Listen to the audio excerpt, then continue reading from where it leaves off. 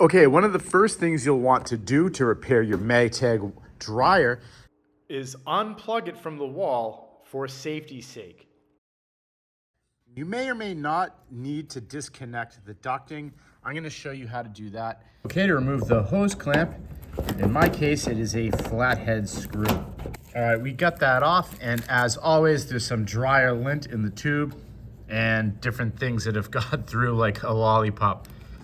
Okay, now we go around the perimeter. We have to take this whole shield off.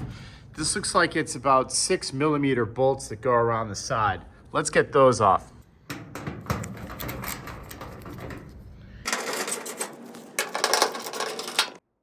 Your blower motor fan is behind this duct here, which is a little tricky to finagle out. So remember, to take this out, there's 2 screws that you have to get from the top, from the vent.